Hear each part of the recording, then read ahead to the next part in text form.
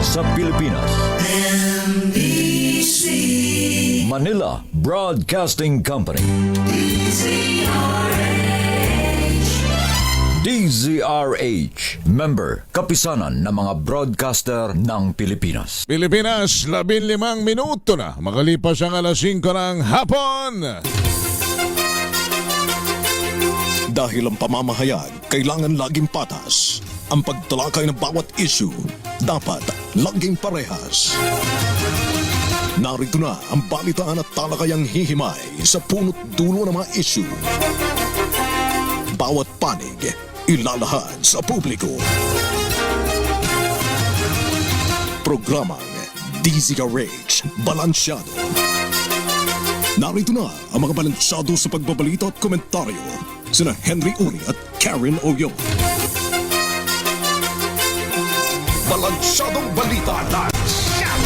Pilipinas, araw ng Lunes, 23 sa buwan ng Marso, taon 2026 sa ulo ng mga balansyadong balita.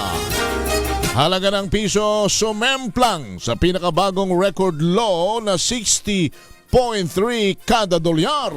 Panibagong taas presyo sa diesel, gasolina at kerosene inanunsyo ng Department of Energy.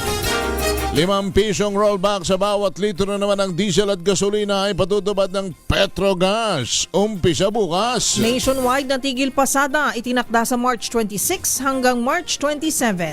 Emergency powers para suspindihin o bawasan ang excise tax sa langis. Agad pipirmahan ni Pangulong Marcos kapag natanggap ang enrolled bill. 18 nagpakilala na dating Marines inireklamo ng cyber libel ni dating Senator Trillanes.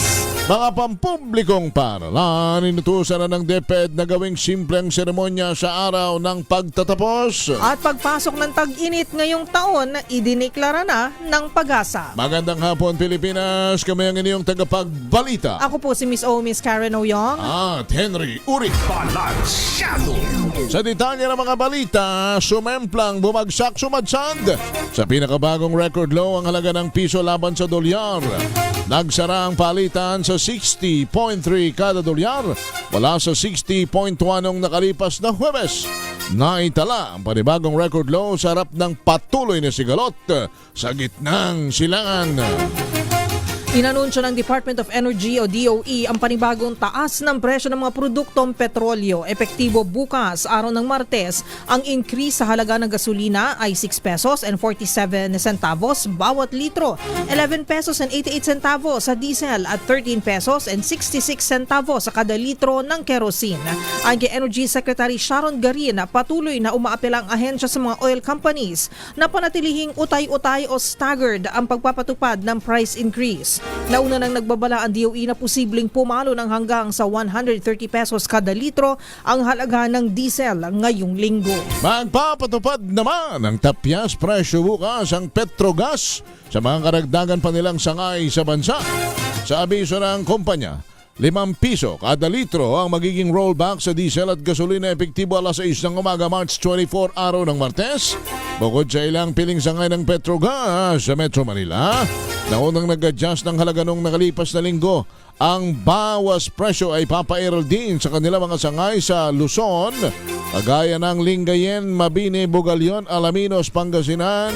Ganon din sa Kalatagan sa Batangas, Silang sa Cavite at sa Dolores, Mangilag at Macalelon sa Quezon. Epektibo din ang 5 pisong rollback sa Petrogas sa kanilang mga istasyon sa Visayas at Mindanao. Dumoble ang bilang ng mga gasolinahang nagsara sa gitna ng patuloy na pagtaas ng presyo ng petrolyo. Ayon kay Philippine National Police o PNP spokesperson Randolph Tuanyo, umabot na sa 403 ang bilang ng mga saradong gasolinahan mula sa 273 noong nakaraang Miyerkules. Iniimbestigahan na ang mga pagsasara ng gasolinahan na katuwang ng Department of Energy o DOE upang matukoy kung may kinalaman ito sa hoarding o iligal na pagtataas ng presyo.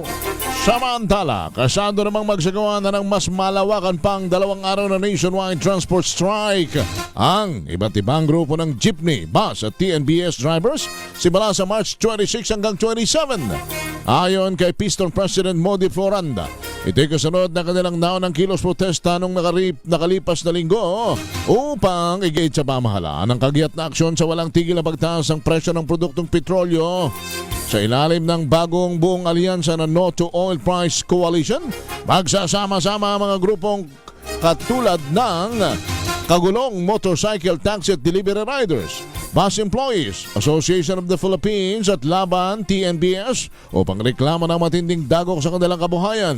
Kabilang sa kanilang mga pangunahing hirit ang pansamantalang pagsuspindi sa value-added tax at excise tax sa langis, ang pag-rollback sa presyo ng petrolyo, 55 pesos kada litro at ang tuloy ang pagbasura sa oil deregulation law. Inaasahan namang lalahok ang libu-libong driver at operator sa iba't ibang rehiyon sa bansa bilang pagpapakita ng kanilang pagkakaisa laban sa krisis sa langis.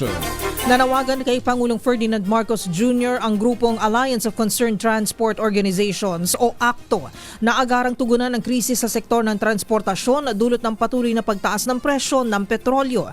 Sa panayam ng programang Damdaming Bayan kay Liberty Libay de Luna, National President ng ACTO, sinabi nito na umaabot na sa mahigit 2,000 pesos hanggang 2,500 pesos ang arawang gasto sa krudo habang nasa 500 pesos na lamang ang naiuwi ng mga tsuper na paghahatian pa nila ng konduktor.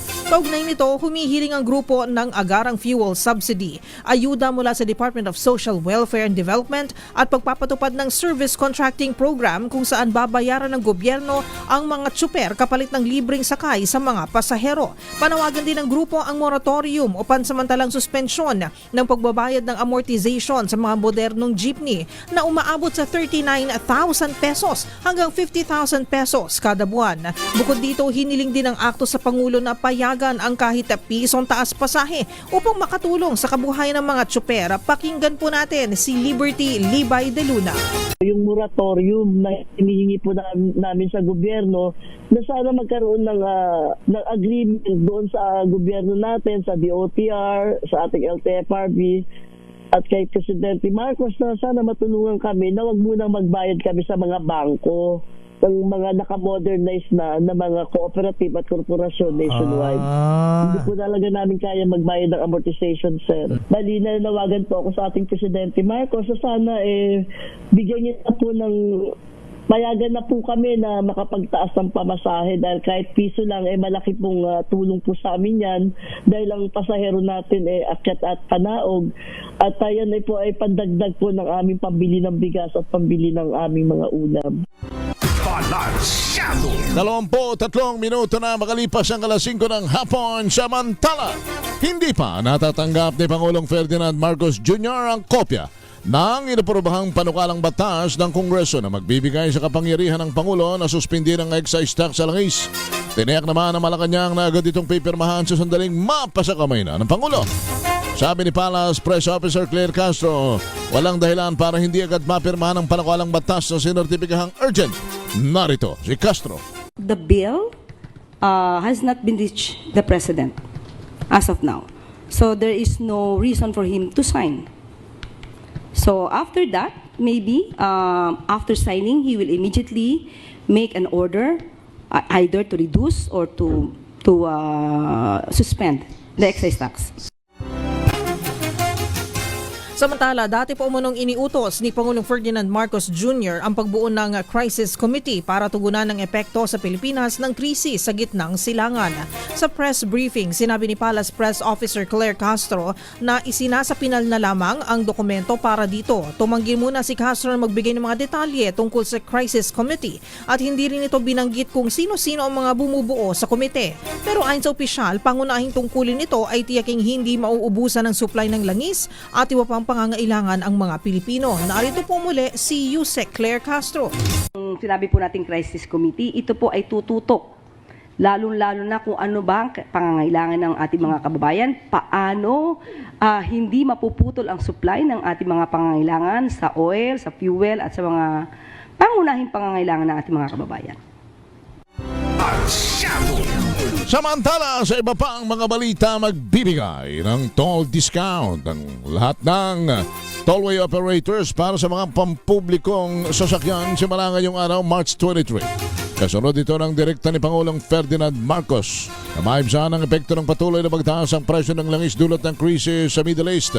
Kabilang sa mga expressway na magpapatupad ng diskwento ang Manila Toll o Manila Cavite Toll Expressway, R1 Expressway Extension, Muntinlupa Cavite Expressway at Subic Clark Tarlac Expressway. Ang mga dadaan sa nabanggit na expressways na kwalipikado sa discount ay maaaring makatipid ng hanggang 66 pesos para sa Class 1, 131 naman sa Class 2 at 197 sa Class 3 na sasakyan. Sa Cloud, ng diskwento ang mga traditional at modernong jeepney, bus at freight vehicles. Ipapatupad ang toll discount sa pamamagitan ng rebate system at tatagal ito ng 2 buwan.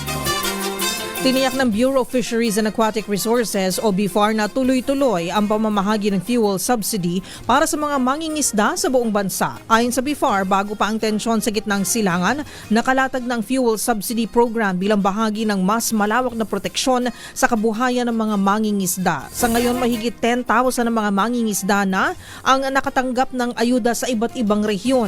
Nakikipag-ugnayan rin ang BFAR sa Development Bank of the Philippines para mapabilis ang karagdagang pondo sa programa. Sa ilalim ng Fuel Assistance Program, tumatanggap ang bawat kwalipikadong mangingisda ng one-time na 3,000 pesos na subsidy na ipinamamahagi sa pamamagitan ng cash card o vouchers. 26 na minuto na makalipas ang alas 5 ng hapon, inatasan naman ng Department of Education ang lahat ng pampublikong paaralan na panatilihing payak, simple ang graduation ceremonies sa March 30 hanggang 31. Nakasaad sa Memorandum Number 15, Series of 2026, ang pagigiit na bawal na ang kahit anong koleksyon sa mga mag-aaral, lalo ngayong nagtitipid ang bansa sa pagsirit ng presyo ng langis. Ayon kay DepEd Secretary Sani Angara, dapat panatilihin ang mga eskwelahan sa simpleng venue na lamang ang kanilang graduation rites. Gayon din, bawal ang kahit anong non-academic requirements tulad ng field trip at prom night bago makapagtapos ang isang mag-aaral. Ipinaalala rin ni Angara sa mga eskwelahan na selebrasyon ito o ng achievement o karangalan at hindi dapat maging hamon sa magulang ang magiging gastusin. Sinalubong naman ng mahabang pila ang pag-arangkada ng 50% na discount sa Metro Rail Transit Line 3 o MRT3 at Light Rail Transit Line 3 LRT2 ngayong Lunes. Sa ulat ng DZRH News, tila naging blockbuster ang nangyari sa Antipolo Station, dulong istasyon ng LRT2. Marami rin pasahero ang nagulat sa laki ng itinipid ng pamasahe na mula sa normal na 35 pesos ay naging 17 pesos na lamang ito. Ang naturang discount ay ginawa para sa lahat ng sektor sa gitna ng krisis sa langis, bunsod ng tensyon sa gitnang silangan. Samantala, summer na. Tag-init na, partner. Talaga? Ito'y matapos i-anunsyo ng Pag-asa ang pag-uumpisa na ng warm at dry season sa Pilipinas ngayong Lunes. Kasabay nito ang pagtatapos ng amihan o Northeast Monsoon. Gayunpaman, ang ilang bahagi ng Hilagang Luzon ay makararanas pa rin ng paminsan-minsang malamig na ihip ng hangin na kung minsan ay may bahagyang pag-ulan. Dahil sa pagpasok ng dry season, inaasahan ang pagtaas ng heat index hanggang sa buwan ng Mayo. Pinag-iingat naman ang Pag-asa ang publiko sa mga heat-related illnesses, lalo na sa kasagsagan ng tag-init.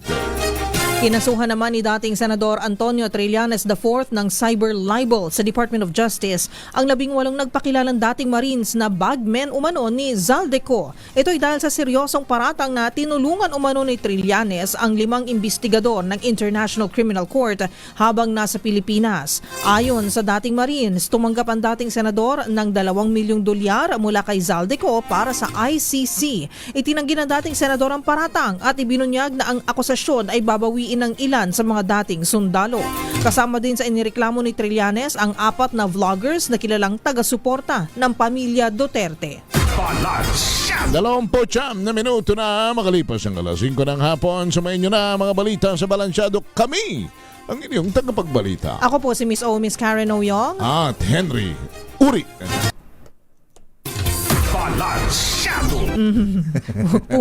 Pumupugak-pugak na ba kasi malapit nang maubos. Pugak-pugak ang supply. Oy, teka mo na. Nakikinig at nanonood lamang sa atin si Doña Elisa. Si Doña Elisa ang managing director ng Kayakap Philippines Incorporated, at syempre si Chichoy ay nakikinig daw sa atin na nanonood. Hello there, magandang hapon sa inyo. Alam mo, meron akong suggestion sana. Baka Mr. President, habang ikaw kung ano mang ginagawa mo riyan, di ko alam kung ano mang... Ang ginagawa niya ay binubuo na ang crisis committee. Ayan. Oy, crisis committee, pakinggan Busy na sila dyan. Pakinggan niyo itong suggestion kong ito. Baka ito'y makakatulong. Bakit hindi na lamang ninyo kunin ang serbisyo ng mga jeep, ng bus, taxi, TNBS, Mapa Tricycle Man, para sa libreng sakay ng gobyerno at bayaran ninyo sila? Hindi ba? Para hindi matigil ang kanilang pamamasada, kaysa sa dun sa mamimigay kayo ng magkano yun, partner? 5,000 pagkatapos ng... One time, big time lang kasi yun na ayuda. Pagkatapos ng ilang araw, wala na. Sabi nga ni Noche nung isang araw, may nakita akong post ni Noche, bakit daw maraming tricycle sa sabungan? Ano? Hindi ko alam. Ano ba? Hindi ko alam kay Kuya Noche kung anong ibig sabihin nyo. Ano ba yun? Pag-aralan nyo nga ito, Palasyo, pag-aralan nyo nga ito, DBM, DOE, lalo na kayo mga taga-DOTR, partner. Bakit hindi nyo halimbawang itap na lamang yung mga toda-toda na yan? Kasi ito nga, actually, pareho kayo ng idea ni Acto. Kanina, di ba? Itong si Liberty Libay de Luna, sabi niya na kung maaari, ganun na lang ang gawin na yung libreng sakay, kumbaga, kunin ang mga jeepney drivers. Oh, yun pala Inano niya kanina na kapalit ang libreng sakay. Kumbaga, ito na yung service contracting program. Kung meron. Babayaran ng gobyerno yung mga tsuper, kapalit ng libreng sakay naman para sa mga pasahero. Yun pala. Buti naman. Meron na silang suggestion na ganyan din. Naisip ko nga yan bigla ngayon. Pero ito, partner, huwag kayong mamimili. Huwag kayong, mahirap yan. Baka mamaya, dahil malakas ang isang sektor, malakas ang ang liderato ng isang grupo, marami silang miyembro, may maiiwan. Hindi pwedeng ganon. Pwede namang din, partner Ang gagawin ng gobyerno, kung ayaw ninyo ng contracting service, kayong gobyerno ngayon, kausapin ninyo yung mga malalaking dambuhalang oil companies. Tapos, maglagay kayo riyan ng bilyones na pondo para kahit once a week may libreng full tank ang mga jeep. Di ba? Halimbawa, Petron, Caltex, Shell, ano pa yung mga small players? Caltex, small players, Caltex, Shell, Petron, yun yung big three, di ba? Meron yung mga nasa gitna, sabi nila. Yun yung Uni Oil, Sea Oil, ano pa ba yung mga nandun? Tapos meron na yung mga small players. Petron, magbibigay kami sa inyo ng 1 billion. Caltex, magbibigay kami sa inyo ng 1 billion. Shell, 1 billion. Dito sa iba, tigkakalahating billion. Ay yung mga jeep na dadaan sa inyo once a week, i-full tank nyo na. Diba? Pagkatapos, kaya lang sasabihin siguro ng gobyerno, wala lang nga tayong pondo kaya nga magbebenta na tayo ng mga government assets and properties. Ay, ganun. Bawiin kasi ninyo yung ninakaw ng mga subang mga kumita at kumangkam ng pera dun sa flood control anomalies. Kasi pag ang laki noon ang pinag-uusapan natin dito, 1 trilyong mahigit. Di ba? Ba't hindi, yung mga perang yan, partner, for sure, nakabangko pa lang yan o kaya baka nasa bahay pa ng mga politiko yan Hindi pa naliliquidate. Hindi naman yan Hindi pa na-shopping. Kasi kung idadaan nyo pa yan sa sequestration o dadaan pa yan sa money laundering ninyo at lahat, talagang baka matatagalan yan. Bulok na tayong lahat dito. Extraordinary problem needs an extraordinary measures. Kamay na bakal. Dapat tayo rito, partner, meron tayong puso sa bayag at bayag sa puso. Hindi po pwede yung puro puso lang, lalo sa mga magnanakaw. Para naman sana magkaroon tayo nito mabilisang solusyon sa problema ito. Isipin mo, partner, kanina dumaan ako 107. 112 na pala. 112 na yung pinakamahal na diesel. 112. Ano na siya, 3 digits na ang nasa price board ng mga gas station. 93 yung pinakamurang gasolina. Gasolina, Sabi nung gasoline boy, bukas po plus Plus 17 na po Magkano yung... ba bukas? Plus 17 raw bukas eh. Tingnan natin. Teka. Meron Oo. yun eh. Diesel talaga ang pinakamataas partner. Grabe. Oo. So, pero nakiusap sila kung pwedeng utayin daw. Nako. Pero ba't gano'n yung pakiusap, 'di ba? Ang pakiusap sana ng DOE, wag niyo na pong taasan, 'di ba Saka sana? bakit ganon? Yung Petrogas, So, teka muna partner, bakit yung Petrogas makakapag-rollback pa? 3 piso. Oo. Oh, hindi Grabe, ba? no? Nagulat ako eh. Anong kalokohan yan? Bakit kayo panay na panay ang taas, mayroon pang makakapag-rollback? Sila makakapag-rollback sila eh. DOE. Magkano ba? 3 pesos Di ba?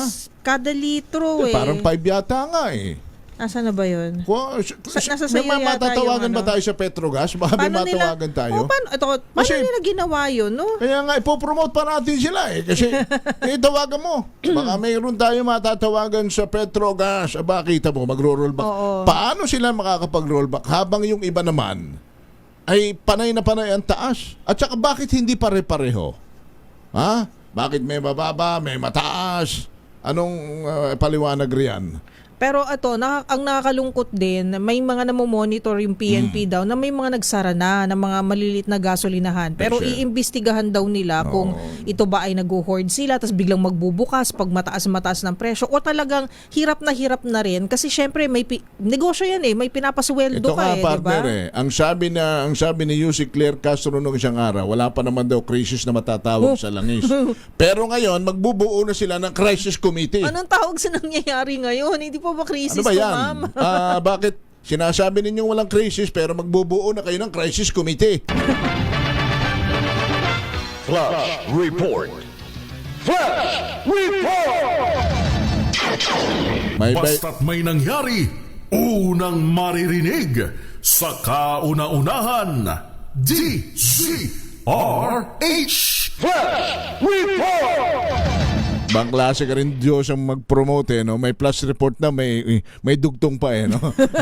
Angel Parosa talagang binigyan ka ni Diyos ng napakatinding plus report. 15 anyos sa dalagitang, 5 araw nang nawawala, nakitang wala ng buhay sa loob ng isang factory sa Pasig. Nako. Uy, ito yata yung nag-viral na post na hinahanap ng ng kanyang tatay niya. yata. Angel. Malungkot na balita, Karen at Henry. At nagpuan na nga ng Pasig City Police Station ang 15 anyos na dalagitang napaulat na nawawala taon pang 18 ng Marso. Pero bangkay na, Henry at Karen. Bangkay na ng abutan ng otoridad, maging ng kanyang pamilya, si Isabel Sofia Tablate. Kinumpirma sa DZRH News ni Pasig PNP Chief Police Colonel Hendrix Mangaldan na positibong kinilala ng kanyang pamilya itong mga labi ni Tablate. Nakita ang kanyang katawan sa isang factory ng feeds sa Barangay Samtolan. Ilang kilometro lamang ang layo sa kanya ring tirahan. Kasama ng mga labi, Henry at Karen, isang nylon cord. Pero sa ngayon ay isasalang pa sa otopsiya ng otoridad itong mga labi upang malaman kung mayroong foul play o wala dito sa nangyaring pagkasawi ng 15 anyos na estudyante. Dapat na wala naman silang pag-usapan o sinasabing problema sa kanyang pamilya. At in fact, noong araw, kasi napaulap na nawawala, ay nakausap pa ni Isabel ang kanyang ama na siya ipauwi na. Pero mula noon ay hindi na rin siya nakontak pa ng kanyang pamilya. Positibo ring natukoy at nakilala ng pamilya. Itablate itong cellphone at ilang mga gamit or identification ng nabanggit na nasawing anak o estudyante. Sa ngayon ay dadali na o kundina na sa Soko itong mga labi at isasalang sa kaukulang panuwi kung hindi nga gaya na nabanggit natin kung nagkaroon ba ng foul play o hindi dito sa kahindik-hindik at nakalulungkot na pangyayari sa hapong ito ng Lunes. Magugulita, gaya ng binanggit ni Ms. Karen, nag-viral ang apela ng pamilya Tablate sa mga netizen dahil ilang araw na rin noon nitong weekend nang hindi na makausap o makontak itong nabanggit na biktima. Sa ngayon ay hinihintay o wala pa rin pahayag itong pamilya pero positively identified na, sabi ni Colonel Mangaldan at ng Eastern Police District, itong mga labi ng biktima 15 anyos nawala Edniel. March 18. Anong buhay dito sa Pasig City. anong status ng physical na pangangatawan ng bata? May tama ba? May sugat ba? May description, Henry, si Colonel Mangaldan na baka hindi masyadong appropriate over the broadcast. Hindi, pero ibig ko sabihin, talagang may mga tinamong hindi kaaya-ayang sugat yung bata. Mukhang, Henry, ang description ng police ay yung nung araw na nawala siya ay doon din nagkaroon ng injury o doon din nagkaroon ng doon din siya nasawi sa madaling sabi. At ngayon lamang nakita mga bandang 2:00 ng hapon at mga tao mismo ng Pasig Police, Henry, yung nakakita doon sa mga labi sa pamamagitan ng backtracking sa CCTV. At para ma-rule out yung foul play, sabi na natin na may chance na ma-rule out yung foul play ay kailangan pang idaan sa tamang procedure. Ito nga yung kaukulan pang autopsy report, Henry. Alright, sige. Pero Edniel, tama no, nung nag-viral kasi yan noong Sabado yata yun, 3 araw nang nawawala itong si Isabel, tama ba? Tama. March 18. So, bale, ngayong 23, dapat sana yung 5th day ng kanyang ng search. In fact, kaninang umaga, kausap natin ng authorities. Nasa backtracking stage pa lamang din sila hanggang pagtapos o pagdaan ng weekend. Din sabihin, wala talagang lead at all doon sa investigation dahil wala namang alitan na sinasabi at wala rin namang problemang nababanggit na of course subject pa rin ng further investigation hanggang sa mga oras na ito. Paano raw napasuot doon sa factory yung bata? Nakita, Henry, sa backtracking ng CCTV na pumasok yung bata doon sa binabanggit na factory. Wala naman din kasama at nabinanggit ng Pasig Police, pero doon sa kanilang backtracking hindi na kasi lumabas yung bata doon sa nasabing area. Kaya pinuntahan ng mga pulis binabanggit na lokasyon ngayong hapon at doon na nga nakita itong mga labi. Yung loob ng yung bang loob ng factory may CCTV rin na pagbubuhatan ng mas malalim na investigasyon?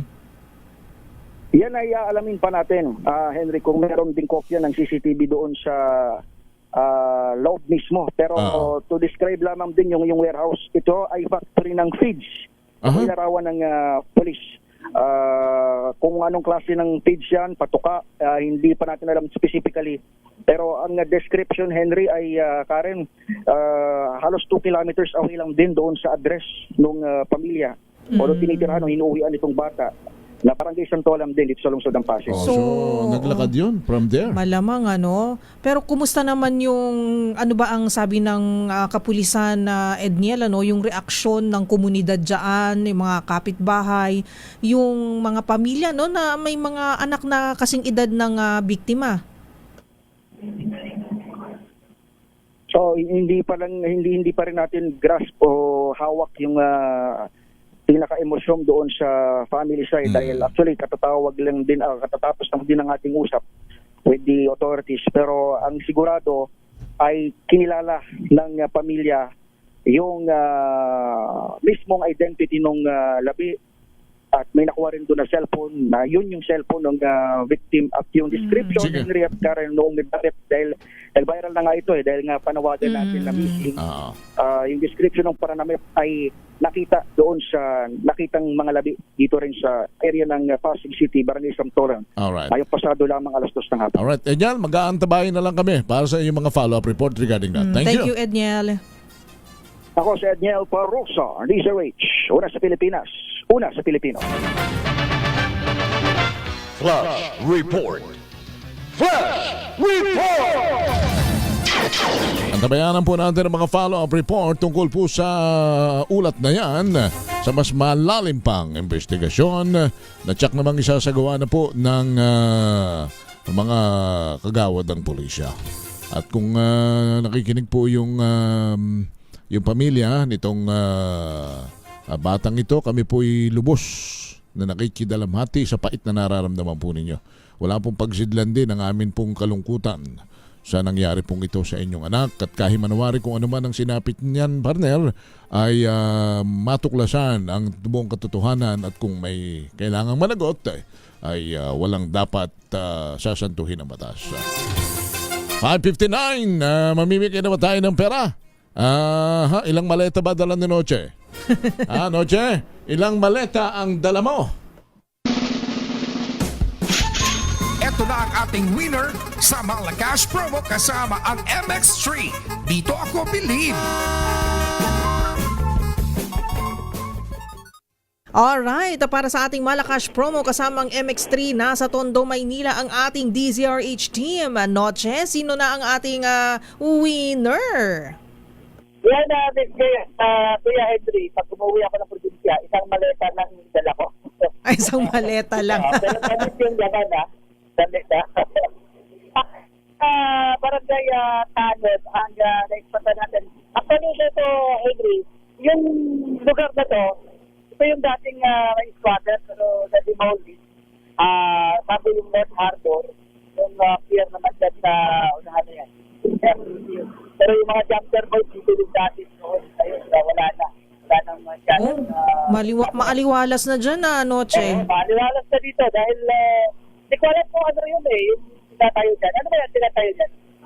LRT? Okay, ito yung ating winner. Barangay Tanod. Ano po pangalan nila? Jay Abasa. Ayun, patuwa ka na dito nakatiran. Patuwa ko. Di ba may dito natin? Ang squatter. Tapos ano yung tinatayo na yan? LRT ba yan? Ang Skyway. Okay. Panahon ng Duterte. Ito yung ginagawa ko ng Skyway. Okay, so matagal ka na nakikinig ng DZRH. Matagal po. Yan, sino ang kilala mo? Si Henry Williams po, saka si Deo Macalma, saka si Steve. Ayun. Kala ko nakalimutan na ako ni Ma'am. Sabi ko na sa iyo, partner, sikat na tayo eh.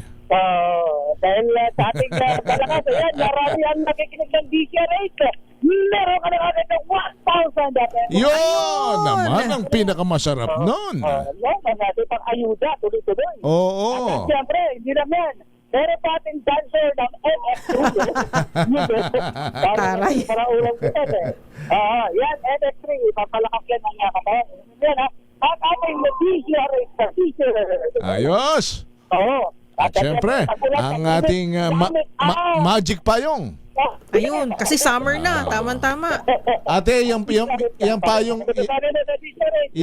na yan yung payong na yan galing yan sa mga diskaya, ha? Ayan yung nasa Rolls Royce. Joke lang po. Joke lang. Yan, ganito na. Okay. So, para na sa gustong manalo ng 1,000 pesos, manatili nakatutok sa DZRH. Malay nyo naman, tayo na ang susunod sa maswerte manalo sa DZRH sa Malakas sa Tomo, dito sa NS3, dito ako bibig. Ako naman si Aris 27, na sila ka sa DZRH. Una sa Pilipinas, una sa Pilipino. Taray ng ating winner, kagawad Thank you. pala dyan sa barangay. Siyempre, kahit At babae, Happy Women's Month. kahit siya namumosas ng mga masasamang loob, nakikinig siya sa DZRH. Correct, oo. So, informed siya sa mga current events. Nakalimutan ko palang itanong kay ate kung ilan na nakulata mo. Ay, oo nga Patanong na lang natin kay Noche. Tanong mo nga kung ilan na nabambu niya siya ating mga mandurukot niya siya. Mukha siyang sweet pero malay mo, di ba? Yes. Alam mo naman ng mga taong sweet minsan ano yan? Mga barako yan. May mga kilala kong ganyan. May kilala din akong ganyan. Nanonood nga Hello po sa inyo. Matamaan sana po kayo. Kayo po yung pinag-uusapan namin ni Ka Henry. 6:03 ng gabi. We'll be right back. After the break, I'm Henry Uri. At ako po si Miss O, Miss Karen Oyon. Balansyado. Yung Oo nga, yung alam mo yun, yung paparinig niya sa yung brum, yung ganun, yung alam mo tawag sa ganun, yung yung accelerator, di ba? Naghahanap po kami ngayon nung pagka nasa fast lane ka at tumakbo ka ng 80, iilawang ka at bubusinahan ka ng nasa likod. Wala ngayon. Pansin ko. Sa inaraw-araw kasi everyday ako SLEX or Skyway. Oo, di ba? Sabi ko, bakit ganun? Parang walang mga lakad tong mga ibang sasakyan. Yung parang hayahay lang sila mag-drive. 60 to 80 Tapos, kilometers per hour. Wala na, naghahanap din kami ngayon nung pagkasikip-sikip na overtake at sisingit pa. Ngayon pagkaluwag-luwag na. Oo nga eh. Wala, bakit ganon? Bakit ganon kayo? Wala. Ay, kasi sabi naman nila pagka masyadong nagpabilis ng paandar, baka masunog agad ang aking gasolina. Tapos bakit wala na yung mga barkadahan na from pag Sunday at saka Saturday? Ano tawag doon? Yung parang magro-road trip sila. Road trip lang. Tapos pila-pila sila mga sasakyan. Diba? Marami, pare-pareho silang ganitong model. BGC to Tagaytay, yung mga ganon. Yung mga may Lamborghini. Wala na masyadong ganon Tipid-tipid muna po tayo. Oo, ganun po talaga. Tayo ay nag-a-adjust. At saka parang wala na ngayong masyadong makikita ka nag-i-status ng babakasyon sa Bicol. Wala masyado. Babakasyon sa Baguio Pagudpod. Alam mo kung anong maraming mga post ng mga status. Dinala ko ang aking misis sa pinakamahal na lugar kung saan kami nag-date. Yes. Gasolinahan. Yun yung nakikita ko. Meron na akong nakita yung fuel pump, yung may tuka. Kinukuhit niya yung dulo, pinupunas niya sa kanya. Wow. yun na daw ang bagong cologne ngayon. Ano ba yan? Wow, amoy petrolyo. Amoy mahal. Di ba? Grabe. Sige. Mga Pilipino talaga, no? Kahit hirap na tayo, pinapatawa na lang natin yung sarili natin, no? Tingnan ko nga naman kung hindi magustuhan ng nililigawan ninyo yung mga perfume nyo ngayon. Amoy. Ang mahal naman ng amoy. 95 octane. Mabilis to. Diba? Kahit amoy tambutso ka, pag hindi minahal ka niyan, partner, sa mahal ng gasolina, baka bukas mukhang aabot na tayo ng 130 talaga. Bukas pa lang. Ang diesel, ha? Ay, good luck sa atin lahat. Balansyado! Samantala, atin ho muna ang mga report. Pagtatakda ng price cap sa mga imported na bigas, suportado ng Pangulo Bongbong Marcos. Balita mula kay Let Narciso. Nabanggit na ni Agriculture Secretary Francisco Chu Laurel Jr. kay Pangulong Ferdinand Marcos Jr. ang planong pagtatakda ng price ceiling sa imported na bigas. Ito'y sa harap ng tumataas na gasto sa shipping at farm inputs dahil sa pandaigdigang tensyon na nagdudulot ng pangamba sa posibleng profiteering sa lokal na merkado ng bigas. Ayon kay Palace Press Officer Claire Castro, sinabi ni Chu Laurel na nagbigay na sila ng rekomendasyon sa National Price Coordinating Council para magkaroon ng deliberation patungkol dito. 50 pesos anyang isinangguni ng ahensya na price cap sa imported rice.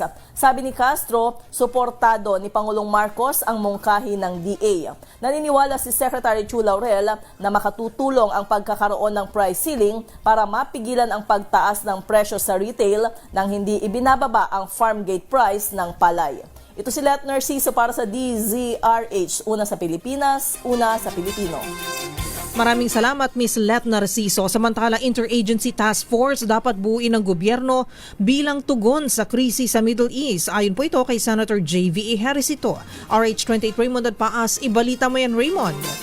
Hinimok ni Senador J.V. Harris ito ang gobyerno pang bumuo ng Interagency Task Force upang paghandaan ang epekto sa ekonomiya at supply ng langis dahil sa giyera sa Middle East. Para kay Ejercito, dapat ay proactive ang gobyerno at paghandaan ng pinakamasama na mangyari gaya nung panahon ng COVID-19 pandemic. Sa magitan ng task force, mapag-uusapan ang lahat ng maaaring gawin gaya ng mga paraan ng pagtitipid. Para sa senador, dapat ngayon pa lang ay paghandaan na kung maapektuhan ang supply ng langis dahil babagal ang ating ekonomiya at maapektuhan ang supply ng pagkain. Nakababahalang epekto nito sa ating mga mahirap na mga kababayan. Noong nakaraang linggo ay naprobahan nila sa Senado ang Senate Resolution 43 na humihimok sa Malacanang na maglatag ng National Contingency Framework gamit ang whole of government approach. Sabi ni Ejercito, matindi ang domino effect ng disruption ng supply ng langis mula sa Middle East. Kapag naapektuhan ang supply, tataas ang presyo ng langis, pati ang cost ng production. Tataas din ang presyo ng pagkain, pamasahe at halos lahat ng produkto. At sa huli, ang ordinaryong mamimili ang sasalo ng epekto nito. Ito si RH28, Raymond Advance para sa DZRH, una sa Pilipinas, una sa Pilipino. Balansyado. Thank you, Raymond. Samantala, yun daw hong ICI ay nagsumiti na sa DOJ ng mga dokumento sa umano'y anomalya sa flood control. Balita mula kay Boy Gonzales. Boy. Henry, Karen, na isinimite ng Independent Commission for Infrastructure o ICI sa Department of Justice ang mga dokumentong kaugnay ng investigasyon nito sa umano'y anomalya sa mga flood control project ngayong Lunes. Ayon sa DOJ, kabilang sa mga isinimite ang mga ebidensya at record na nakalap ng ICI sa kanilang pagsuri sa implementasyon ng ilang proyekto laban sa pagbaha. Layunin ng hakbang na mabusisi ng DOJ kung may sapat na basehan upang magsampa ng kaukulang kaso laban sa mga posibleng sangkot sa irregularidad. Hindi pa naglalabas ng karagdagang detalye ang ICI hinggil sa nilalaman ng mga dokumento habang inaasahang magsasagawa ng mas malalim na investigasyon ng DOJ batay sa mga isinimiting dokumento. Ito si Boy Gonzales para sa DZRH sa Pilipinas, una sa Pilipinas. Balansyado. Thank you, Boy G. Boy Gonzales. Samantala, balitang probinsya naman po tayo. Barangay Kagawad Timbog sa drug bypass operation sa Allen, Northern Samar. RH34 Jane Galit Bantayan. Ibalita mo yan, Jane. Matimbog naman ang otoridad ay isang barangay Kagawad sa ikinasang drug bypass operation sa bayan ng Allen, Northern Samar sa barangay Lipata. Ang nasabing barangay Kagawad ay isang 47 taong gulang residente na nasabing barangay. Kabilang sa mga nakuha mula dito, ang 4 na sachet ng pinaghihinalang shabu na tinatayang nagkakahalaga ng mahigit sa 12,000 pesos. Isinumite sa Provincial Forensic Unit ang mga nasabing pinaghihinalang shabu para isailalim ito sa eksaminasyon. Dinala ang nasabing barangay Kagawad sa impinan ng Allen Police para sa tamang disposisyon at inihahanda na ang kasong paglabag sa Republic Act 9165 o Comprehensive Dangerous Drugs Act. Ayon sa PNP, ang nahuling barangay Kagawad itinuturing ngayon na isang high-value individual. Mula sa Aksyon Radyo Katarman, RH34 Jane Galit Bantayan ng DZRH. Una sa Pilipinas, una sa Pilipino. Thank you, Jane. Samantala, kung Kagawad sa Northern Samar, partner sa Negros, Kagawad din. Konsehal arestado sa drug bypass sa Santa Catalina, Negros Oriental. Rex Cantong, Rex. Arestado ang isang konsihal o elected municipal councilor na kinukonsiderang high-value individual targets ng mga operatiba ng Philippine Drug Enforcement Agency o PDEA Regional Office, Negros Island Region sa Sitio Nagbagang, Barangay Poblasyon, Bayan ng Santa Catalina, Negros Oriental. Ang sospek kinilala lamang na si alias Daniel, 29 anyos, incumbent councilor at umano'y drug din maintainer. Naaresto din si alias Alex, 29, isang BPO employee ng Barangay Ubos, Bayawan City, Negros Oriental, alias Sheldon, 23, residente ng Barangay Poblasyon, at isang suspect na patuloy na pinaghanap ng kapulisan na si alias Joseph, na konpeska ang 16 na sachet ng suspected shabu na more or less 20 grams, drug paraphernalias, bypass money, drug isang Glock 43 na barel at mga bala nito. Ito si RH46 Rex Cantong para sa DZRH, una sa Pilipinas, una sa Pilipino. Balansyado. Maraming salamat, Rex Cantong. Samantala, higit 13,000 pesos na halaga ng shabu na kumpiska naman sa Alaminos City sa Pangasinan at tricycle driver arestado. RH38 Freddy Fajardo, ibalita mo yan, Freddy. Natimbog sa ikinasang bypass operation ng PNP ang isang tricycle driver na 41 anyos, may asawa, street level individual at residente ng Barangay Lucap, Alaminos City, Pangasinan. Sa ulat ni Acting Chief of Police Lieutenant Colonel John Ringo Quintinita, nagsagawa ng operasyon alas 9:30 ng gabi sa Barangay Poblasyon sa syudad ang kanyang mga tauhan sa Drug Enforcement Team, katuwang ang Regional Intelligence Division ng Pro 1 at PNP PDX OU1 at isang nagkunyaring bayan buyer na binentahan ng suspek ng 2 plastic sachet na naglalaman ng hinihinalang shabu na tumitimbang ng 2 gramo na may street drug price na 13,600 pesos kapalit na mark money at agad ditong inaresto. Nakumpiska ang mark money at cellphone ng suspek na gamit niya sa illegal niyang gawain maging ang kanyang tricycle. Kasong paglabag sa Republic Act 9165 Comprehensive Dangerous Drug Act of 2000 ito ang kinakaharap ngayon ng akusado na nasa likod ng rehas na bakal ng Alaminos City Police Station. Mula sa Action Radio Pangasinan, ito si Freddy Fajardo Arisarte Taguulat para sa DCRH Una sa Pilipinas, Una sa Pilipinas. Thank you, Freddy. Samantala sa Bataan, 68 katao arestado naman sa isang anti-crime operations. Dani Kumilang, Dani. Umabot sa 68 individual ang naaresto ng Bataan Police Provincial Office sa isinagawang pinaigting na anti-crime operation sa buong lalawigan mula Marso 16 hanggang 22, 2026 sa ilalim ng pamumuno ni Provincial Director Kena Martes Salvadora. Sa nasabing operasyon, 15 ang mga naarestong wanted person, 14 ang sangkot sa illegal na droga at 39 naman ang nahuli sa illegal na pagsusugal. Nasamsam din ang tinatayang 7.7507 gramo ng shabu na nagkakalaga ito ng 52,704 pesos habang 6,427 naman ang nakumpiskang pusta sa illegal na sugal. Bukod dito, 4 na loose firearms ang voluntaryong isinuko ng mga dating rebelde. Tiniyak naman ng Bataan PNP na magpapatuloy ang kanilang pinaigting na operasyon upang mapigil ang kriminalidad at mapanatili ang kapayapaan at kaayusan sa lalawigan. Dani Kubilang, RH37, DCRH, Una sa Pilipinas, Una sa Pilipino. Maraming salamat, Dani Kumilang. Samantala, 56 na katao arestado sa sunod-sunod na operasyon sa Davao City. June Suter ng Action Radio Davao. Ibalita mo yan, June.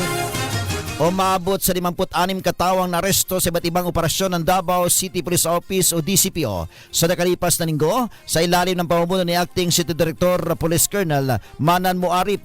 Sa report, nagsagawa ang DCPO ng 22 operasyon kontra illegal na droga na nagresulta sa pagkakaresto ng 26 na suspek at pagkakumpiska na mahigit 1,000 na gramos ng hinihinala ng shabu na may tinatayang halaga na mahigit 7 million pesos at 25 gramo ng marijuana na nagkakalaga ng 3,000 pesos. Nakapagtala rin ng 7 operasyon laban sa iligal na sugal kung saan 21 sugarol ang naaresto. Nakumpiska ng 5,332 na pirang ipinusta at 17 kaso ang naihain. Samantala sa 30 operasyon laban sa mga wanted person, 9 na individual ang naaresto, kabilang na ang mga nasa listahan ng most wanted. Nagsagawa rin ng kapulisan ng 5 operasyon laban sa loose firearms na naresulta sa pagsuko ng 5 baril at pagsasampa ng 3 kaso. Ayon sa DCPO, ang mga operasyong ito ay patunay ng kailang patuloy na kampanya laban sa kriminalidad kasabay na mahigpit na pagsunod sa human rights at police operational procedures. Ito si June Suter para sa DZRH. Una sa Pilipinas, Una sa Pilipino.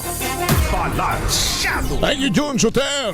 Samantala, pahabol mula sa Kamara, working women, partikular yung mga ina, dapat dahoy kasama sa panukalang palawigin ng food subsidies sa harap ng nararanasang krisis. Balita mula kay Milky Rigonan. Milky? Mga women leaders mula sa Akbayan Party, partido, manggagawa at iba pang grupo ng mga kababaihan ang nanawagan na palawigin ng food subsidies para makinabang ang mga kababaihan na nagtatrabaho lalo na ang mga ina. Kasama sa panukala ang 3,000 pesos na assistance para sa mga ina sa ilalim ng walang gutom program ng gobyerno. Sa panukala, ang naturang halaga ay pwedeng i-redeem sa mga palengke, pambili ng mga gulay at iba pang mga pagkain at mabigyan ng suporta ang mga maliliit na nagtitinda. Ayon kay Juana Caumeran, leader ng Akbayan Women, sa nangyayaring pagtaas ng presyo ngayon, dapat tiyakin ng gobyerno na walang magugutom na tahanan at walang maluluging mga manininda. Gid ni Caumeran, ang ating mga nanay ang unang nagbabawas ng sariling pagkain para lang may maisubo ang mga anak. Kasabay ito isinusulong na akbayan sa Kamara ang House Bill 8628 o Magna Carta for Workers in the Informal Economy. Sabi na Representative Shell Jokno, persisendanya at Brigada Kiram Ismula, ang mga tindera kasama ng marami pang maliliit na vendors ang bumubuhay sa ating lokal na ekonomiya at panahon na para bigyan sila ng tamang proteksyon laban sa krisis. Ako si Milk Reguna nagulat para sa DZRH, una sa Pilipinas, una sa Pilipino. Balansyado! Thank you, Manang Milky. Samantala, balitang foreign naman tayo. International Energy Agency sa nagpapatuloy na giyera sa Iran na major threat to global economy. Ibalita mo yan, Jackie Resho. Isang napakatinding banta sa pandaigdigang ekonomiya kung magpapatuloy o magtatagal pa ang giyera sa Middle East. Nagbabala sa International Energy Agency Chief Fatih Birol na maaaring maharap tayo sa pinakamalalang energy crisis sa ating kasaysayan. Sa pagharap niya sa National Press Club of Australia nitong Lunes, sinabi ni Birol na hindi bababa sa 40 energy assets sa gitnang silangan ang lubhang nasira dahil sa nagpapatuloy na giyera sa pagitan ng Amerika, Israel at Iran. At dahil dito, walang bansa ang exempt o makiiwas sa magiging epekto nito sa kanilang ekonomiya. Patuloy na umaasa si Birol na masusolusyonan na ang kaguluhan sa gitnang silangan sa lalong madaling panahon.